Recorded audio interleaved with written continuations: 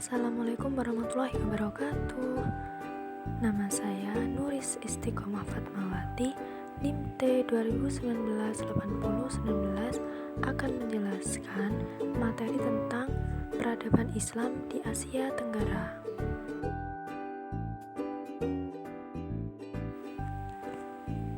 Sejarah Islam di Asia Tenggara. Pada abad 7 dan 8, banyak pedagang Muslim Persia dan Arab yang berlayar dan berdagang di Selat Malaka. Karena Selat Malaka menjadi tempat strategis untuk menghubungkan Asia Timur, Asia Tenggara, dan Asia Barat. Menurut Maryatin dalam catatannya, sejarah Asia Tenggara dimulai sejak zaman prasejarah pada abad 7 dan 8. Banyak pedagang Muslim, Persia dan Arab yang menjadikan sebagai jalur perdagangan. Kemudian para umat Muslim Persia dan Arab mulai mensiarkan Islam di Asia Tenggara. Bahkan Islam menyebar ke bagian timur Asia, yaitu negeri Tiongkok. Ada beberapa teori yang menjelaskan tentang asal-usul datangnya Islam di Asia Tenggara. Yang pertama, teori kedatangan Islam ke Asia Tenggara dari Arab.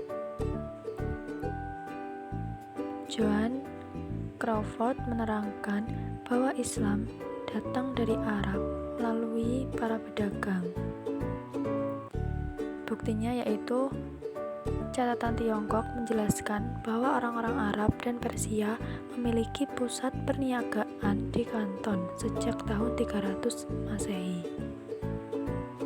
Para pedagang Arab yang datang ke Tiongkok singgah di pelabuhan Asia Tenggara, tepatnya di Selat Malaka, karena posisinya strategis dalam jalur perdagangan.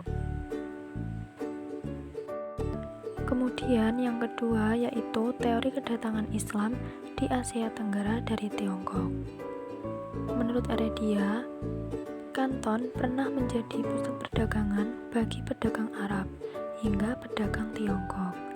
Pedagang Tiongkok Islam pun berdagang di Asia Tenggara. Sedangkan menurut Fatimi, pedagang Tiongkok pernah berpindah beramai-ramai ke Asia Tenggara. Bukti dari kedatangan Islam ke Tiongkok ini berupa batu bersurat Trengganu, yakni batu nisan yang terdapat ayat Al-Quran, yang tepatnya berada di Pekan, Pahang,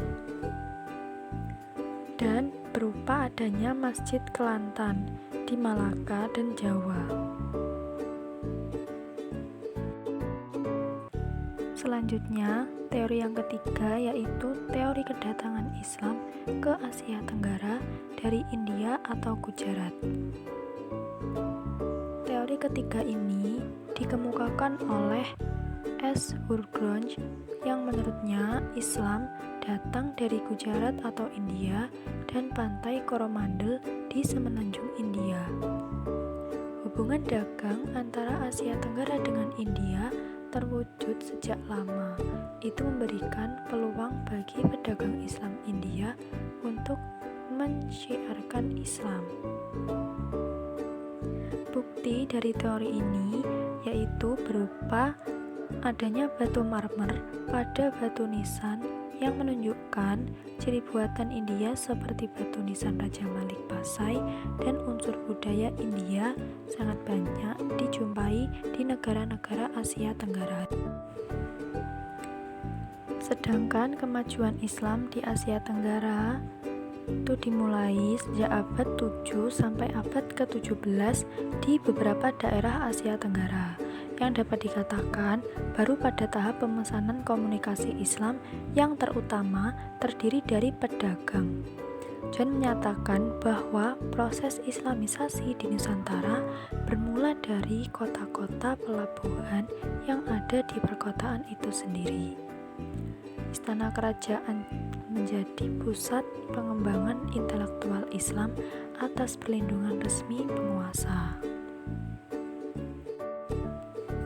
Kemajuan Islam di Asia Tenggara ditandai dengan adanya kerajaan-kerajaan besar Islam di Asia Tenggara yang meliputi Kerajaan Kedah, Kerajaan Pasai, Kerajaan Brunei, Kerajaan Malaka, Kerajaan Negeri Pahang, Kerajaan Ternate, Kerajaan Demak, dan Kerajaan Aceh. Kemudian, modernisasi Islam di Asia Tenggara. Pada abad ke-20 dimulai penyebaran dan pengaruh pembaruan Islam, modern Islam di Asia Tenggara oleh seorang murid dari Muhammad Abduh yang bernama Rashid Ridho yang menerbitkan majalah Al-Manar di Mesir. Majalah tersebut menjabarkan ide-ide Jamaluddin Al-Afghani yang dapat berpengaruh langsung kepada gerakan Asia Tenggara dan Muhammad Abduh modernisasi Islam, sehingga menjadi lebih populer di seluruh dunia. Tujuan diterbitkannya Al-Manar adalah untuk mengartikulasikan dan menyebarkan ide-ide pembaruan serta menjaga keutuhan umat Islam. Cukup sekian yang dapat saya sampaikan, kurang lebihnya saya mohon maaf. Terima kasih. Wassalamualaikum warahmatullahi wabarakatuh.